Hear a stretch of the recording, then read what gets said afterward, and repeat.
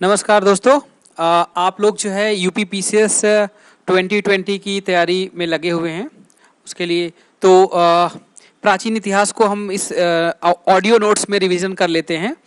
तो इस पे क्या है कि आप आराम से जो है कान में लगा के सुनते रहेंगे तो लगभग जो है थोड़े टाइम पे जो है काफ़ी सारा पार्ट जो है इसमें कवर हो जाएगा। तो हम एक सीरीज स्टार्ट कर रहे हैं, ठीक है। तो बेटर होगा कि आप इस चैनल को सब्सक्राइब कर लीजिए ताकि मैं इस पे जो है बारी बारी से करके कोशिश करूंगा कि मैक्सिमम नोट्स जो है, जो हैंड रिटन नोट्स हैं, वो मेजर रिवाइज हो जाएं। और जो क्वेश्चंस यूपी पीसीएस में जिन एरियाज पे क्वेश्चन पूछते हैं और वो कीवर्ड्स उसके आसपास हम रिवीजन कर लेते हैं। तो इसे ये सीरीज स्टार्ट करते हैं। तो सबसे पहले प्राचीन इतिहास में प्राचीन इतिहास के जो है सोर्सेस के बारे में जो है प्रागैतिहासिक काल में पुरातात्विक साधनों पर आधारित सोर्स, दूसरा जो है आद्य ऐतिहासिक जिसमें जो है साहित्यिक और पुरातात्विक दोनों तरह के होते हैं, ठीक है। और तीसरा ऐतिहासिक काल जिसमें लिखित साधन उपलब्ध होते हैं और प्लस पुरातात्विक प्लस विदेशियों के द्वारा जो है वर्णन इसके आधार पे। तो हम जो है देखिए प्रागैतिहासिक काल में जो पुरातात्विक साधनों पर आधारित हैं उनमें क्या क्या है। पहले इनको हम तीन भागों में बांटेंगे, तीन एरिया में। पुरा पाषाण काल, मध्य पाषाण काल और नव या उत्तर पाषाण काल। पुरा पाषाण काल में जो है हैंड एक्स, क्लेवर, स्क्रैपर ये था। और ये जो है ये जो मिले थे ये सोहन नदी घाटी पे, बेलन, नर्मदा घाटी और प्लस भोपाल में भीमबेटका में, ठीक है। और इसे नेग्रिटो जाति के लोग जो है संबंधित हैं। अब आते हैं मध्य पाषाण काल में।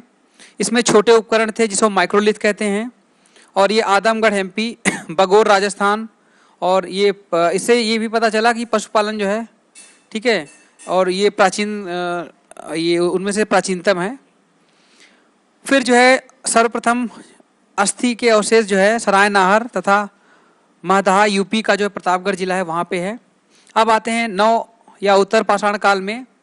टोस नदी घाटी जो यूपी में, पत्थर का उपकरण।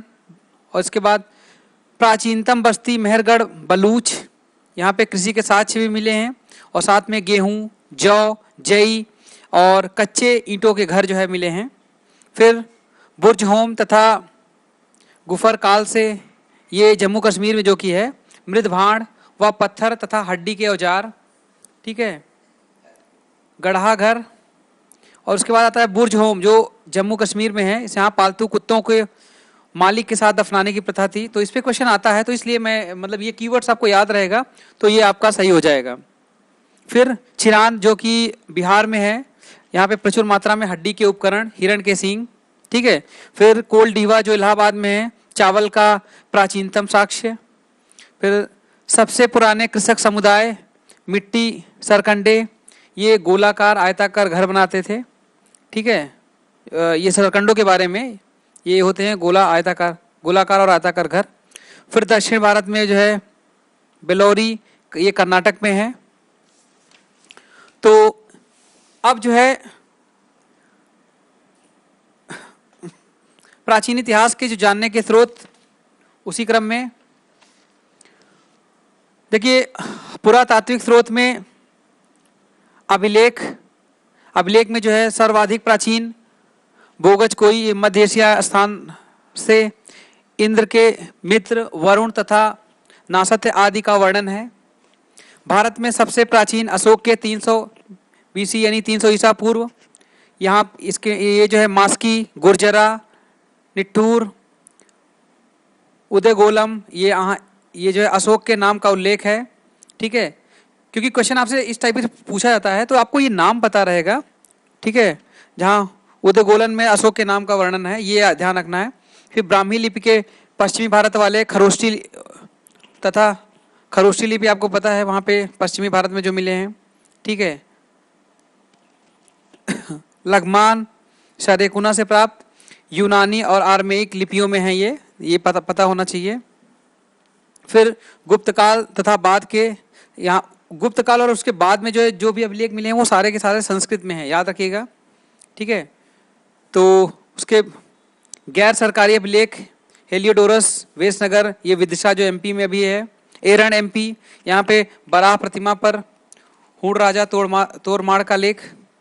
और सर्वाधिक अभिलेख मैसूर में, पारसी पोलिस प्लस बेहिस्तान, ये ईरानी सम्राट द्वारा सिंधु घाटी पे, ठीक है, इस पे अधिकार, सिंधु घाटी पर अधिकार, उसका अभिलेख जो है अशोक इसी से प्रभावित था, ठीक है। और ये उसके बाद सर्वप्रथम जेम्स प्रिंसेप जो अशोक के ब्राह्मी लिपि के अभिलेखों को इन्होंने पढ़ा था, तो कौन थे? जेम्स प्रिंसेप सर्वप्रथम। फिर नेक्स्ट आता है जो है सिक्के। आपको पता है कि सिक्के बहुत सारे जो है, आहत भारत के प्राचीनतम सिक्के थे। फिर आहत मुद्रा की सबसे पुरानी निधियां जो है पूर्वी उत्तर प्रदेश प्लस मगध में, ये दो जगह बहुत इंपॉर्टेंट है, इस पे क्वेश्चन पूछता है, ठीक है। और पंचमार्क चांदी के सिक्के, अधिकतर सिक्के जो है मिले थे, ठीक है। तो ये इंपॉर्टेंट क्वेश्चन था, इस पे पूछा गया है पहले भी। सर्वाधिक सिक्के मौर्योत्तर काल में। फिर सातवाहन सीसा के सर्वाधिक सिक्के जारी किए थे सातवाहनों ने, काफ़ी इंपॉर्टेंट हो जाता है। फिर गुप्त सोने के सर्वाधिक सिक्के जारी, सबसे निकृष्ट प्रकार के ये सिक्के थे, ये ध्यान रखने वाली बात है। फिर मूर्तियों पे आते हैं। मूर्तियों कुषाण काल के प्रारंभ से विदेशी प्रभाव था उन पे।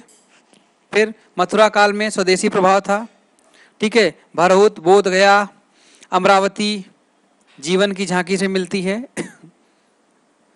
स्मारक व भवन, उत्तर भारत में जो शैली पाई जाती है भवन निर्माण की, वो नागर शैली है। दक्षिण भारत की जो शैली है वो द्रविड़ शैली है। और फिर बाद में दक्षिणापथ में वेसर शैली है। तो ये तीन शैलियां हैं, ठीक है। बेसिकली ये जो वेसर शैली है, ये तीन दोनों का जो है संगम कह सकते हैं। चित्रकला, फिर अजंता जो है, अजंता की जो चित्रकलाएं हैं वो आपके जो है गुप्त काल की हैं। और फिर बसाड़, मिट्टी के मोहर, ठीक है। अब उसके बाद कुछ जो है धार्मिक साहित्य भी हैं, जिसमें ब्राह्मण साहित्य है, जिसके अंतर्गत ब्राह्मण साहित्य में वेद, उपनिषद, रामायण, पुराण, स्मृति, ये सारे के सारे ब्राह्मण साहित्य में आते हैं। फिर उसके बाद आता है ब्राह्मणेतर ग्रंथ कौन कौन से हैं, इसमें जैन साहित्य और बौद्ध साहित्य, इनसे हमें इतिहास के बारे में, प्राचीन इतिहास के बारे में बहुत कुछ जानने को मिलता है।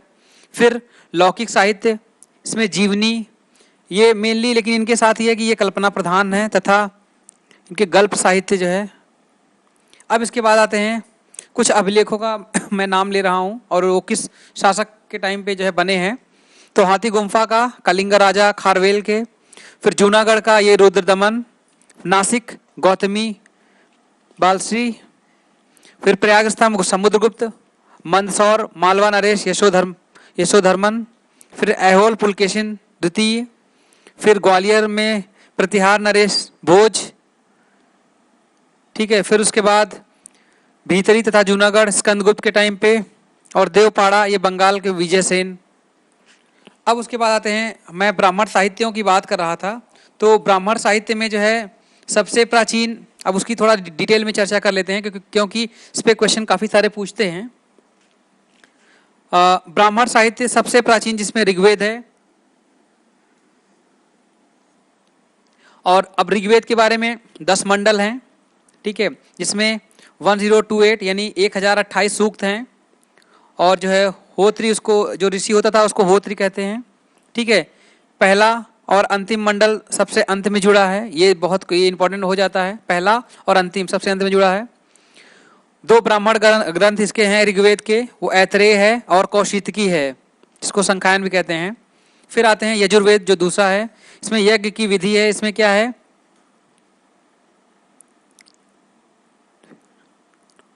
ये अध्वर्यु द्वारा उच्चारित होता है। शुक्ल यजुर्वेद और कृष्ण यजुर्वेद ये, ठीक है।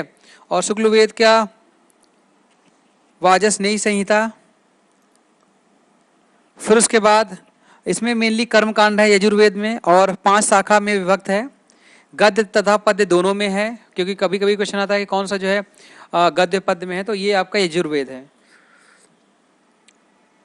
फिर अब आते हैं नेक्स्ट पे, सामवेद गान, इसमें भारतीय संगीत का मूल है, ठीक है। साम संगीत सा से, इसे आप ध्यान रखते हैं, संगीत सामवेद, सा से संगीत होता है, सा से सामवेद। तो आपको याद, जैसे याद रखने के लिए एक पॉइंटर होना चाहिए, क्योंकि जब 4 ऑप्शन होते हैं ना तो कभी कभी हम लोग ट्रिक तुक्का लगाते हैं कि ऐसा चलो कौन सा गेस करते हैं। तो साम संगीत, इसमें सूर्य की स्तुति है उद्गाता द्वारा, ठीक है। छांदोग्य तथा जैमिनी उपनिषद और ब्राह्मण ग्रंथ, पंचविश,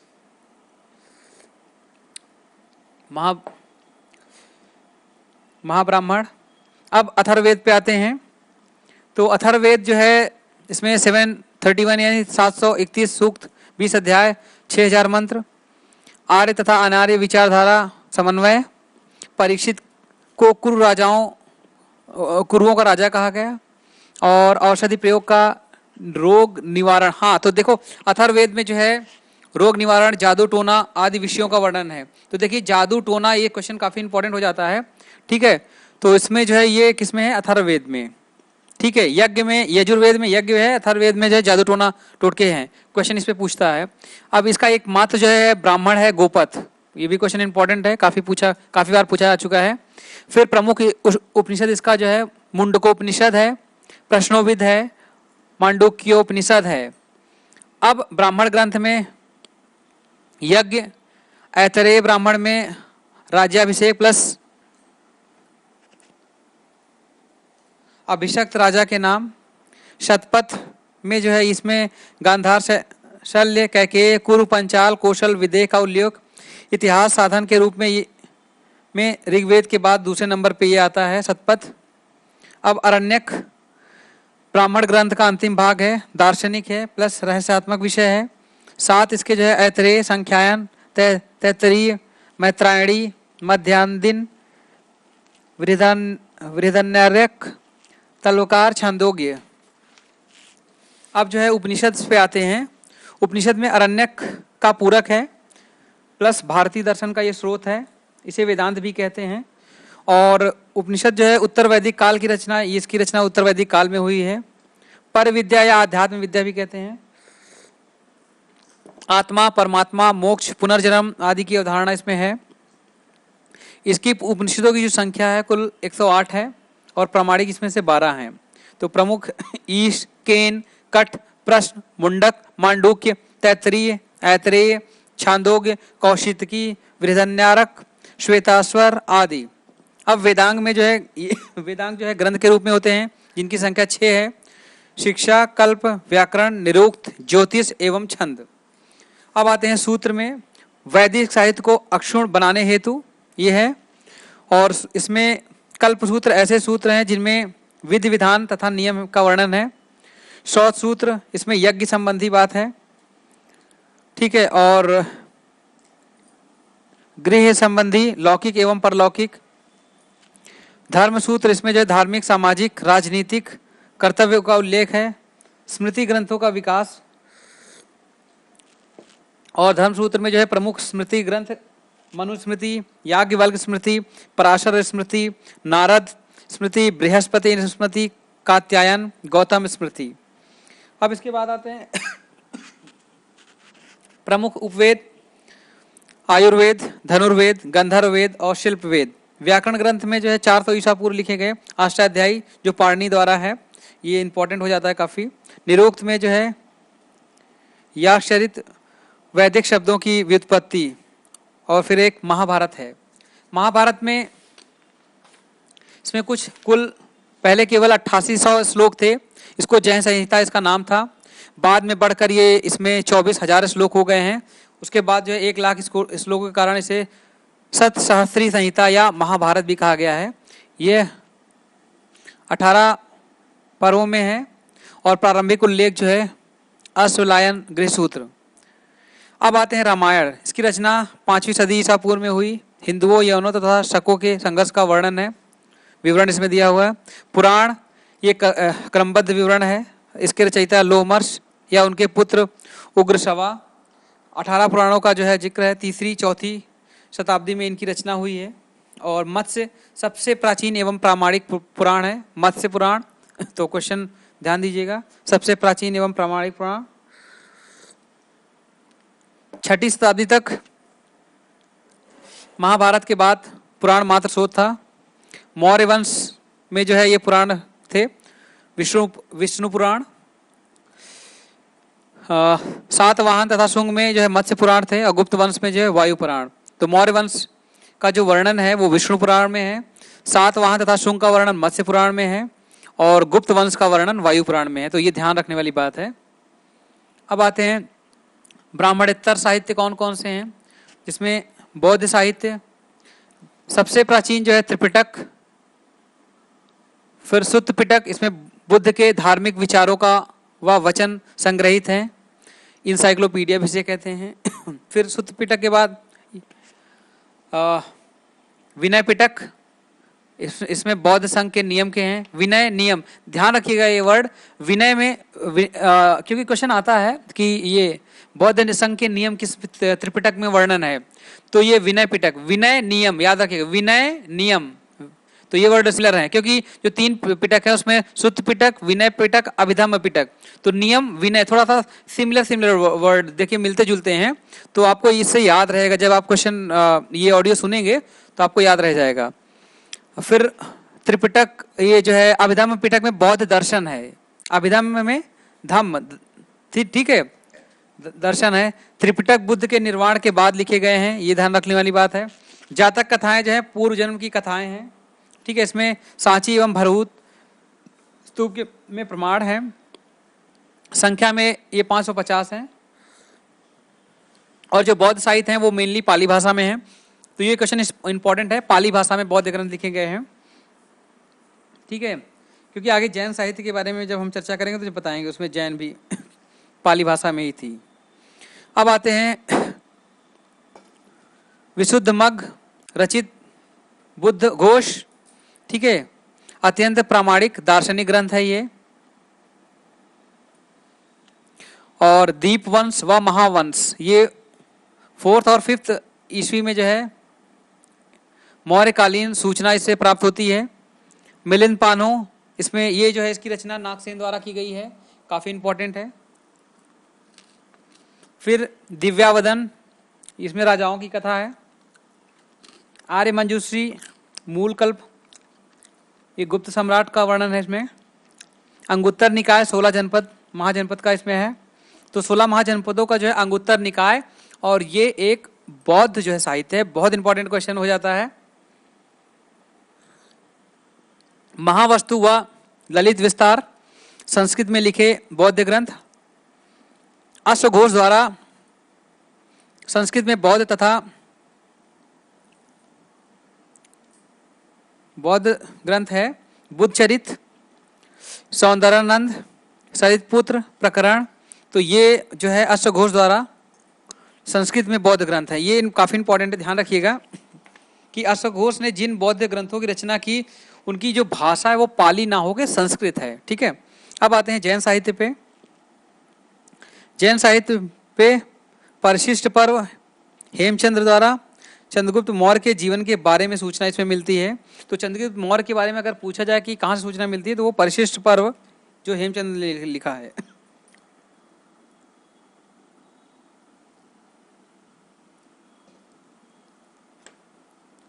समझ साहित्य, ये जो है हरिभद्र, मूर्खाख्यान, कथाकोश, कुवैमाला, अद्योतसेन, आदि पुराण, जिनसेन, उत्तर पुराण, गुणभद्र।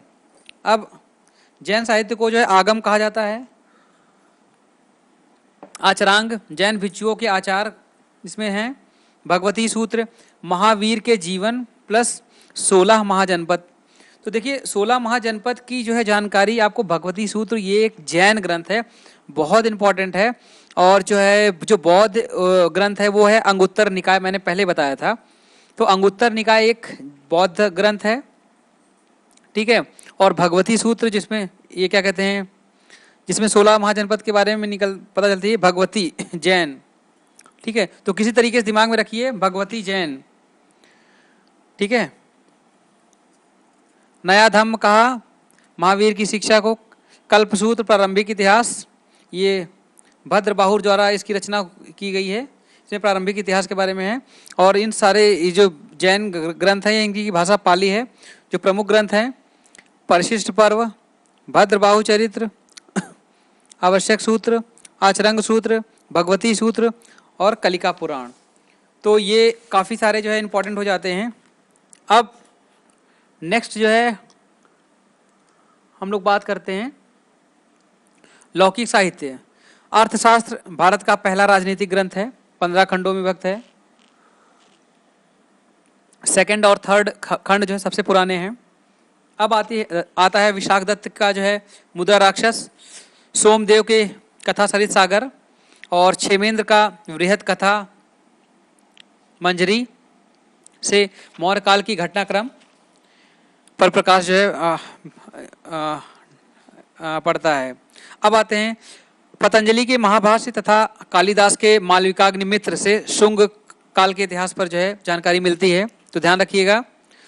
शुंग काल की जानकारी, कालिदास का मालविकाग्निमित्र और पतंजलि का महाभाष्य, ठीक है। फिर कौटिल्य के अर्थशास्त्र का सिद्धांतों को कामंदक ने नीतिसार में संकलित किया और कश्मीरी कवि कल्हड़, ये इसमें राज तरंगिणी उन्होंने लिखा था और ये संस्कृत भाषा में 12वीं सदी में लिखा गया है, तो ध्यान रखिएगा, ठीक है। ये लौकिक साहित्य में आता है। फिर सोमेश्वर कृत रसमाला प्लस कीर्ति कौमुदी, तो ये सोमेश्वर ने लिखा है इसको, तो याद रखिएगा। फिर मेरतुंग कृत प्रबंध चिंतामणि, इसमें ये क्या है, अर्थशास्त्र जो लिखा गया था उस पर टीका है ये, यानी टीका टिप्पणी जो की गई, ठीक है। फिर राजशेखर कृत प्रबंध कोश, राजशेखर कृत प्रबंध कोश ये काफी इंपॉर्टेंट हो जाता है, इसको ध्यान रखिएगा। गार्गी संहिता ज्योतिष ग्रंथ है। अश्वघोष ने बुद्ध चरित, बाण भट्ट ने हर्ष चरित और वाकपति ने गौडवहो। फिर जो है विल्हड़कृत जो है विक्रमादेव चरित, पद्यगुप्त कृत नवसहसांक चरित्र। फिर संध्याकर नदीकृत, संध्याकर नंदीकृत जो है ये रामचरित, हेमचंद्रकृत कुमारपाल चरित और जयानकृत जो है पृथ्वी राज विजय। अब इसके बाद जो है, ठीक है, विदेशियों के विवरण के बारे में जो है, विदेशियों ने जो विवरण किया है अगले पार्ट पे जो है हम उस पर चर्चा करेंगे और फिर उसके आगे जो है चर्चा करेंगे। तो ये जो है अब मैं इसको पार्ट्स में सीरीज में बना के जो है मैं, ताकि वीडियो छोटी रहे, ताकि आप लोग थोड़ी देर इनको सुन लेंगे तो क्या होगा, आपका कंप्लीट रिवीजन हो जाएगा। तो अगले पार्ट में मैं विदेशियों ने जो विवरण दिए हैं उस पर जो है वो वीडियो डालूंगा। वीडियो जैसा भी लगा है आप इस पर फीडबैक अपना डाल सकते हैं, ताकि मैं जो है कंप्लीट जो है मैं कोशिश करके सारे नोट्स इस पर डाल सकूं। एक बार फिर से आप चैनल को सब्सक्राइब कर लीजिए, ताकि और भी जो वीडियो अभी ये यूपीपीसीएस तक से पहले तक मैं सारे कोशिश करूंगा मैक्सिमम जो है ऑडियो क्लिप इसमें डाल दूं, और आप इसको जो है कान में आराम से, जब आप पढ़ाई नहीं हो रही है, इसको पैसिव लर्निंग कहते हैं, क्योंकि इसको आप जो है जैसे मतलब कि फ्री मतलब कि जैसे आप टाइम कुछ और घर पे कुछ और काम कर रहे हैं तो उस टाइम में पैसिवली इसको सुन सकते हैं। तो ये रिवीजन का काफ़ी अच्छा सोर्स हो जाएगा आपको। इसी चैनल पे सारे मैं बारी बारी से करके सारे नोट्स डाल दूंगा। तो इतना आज के लिए इतना है। Thank you.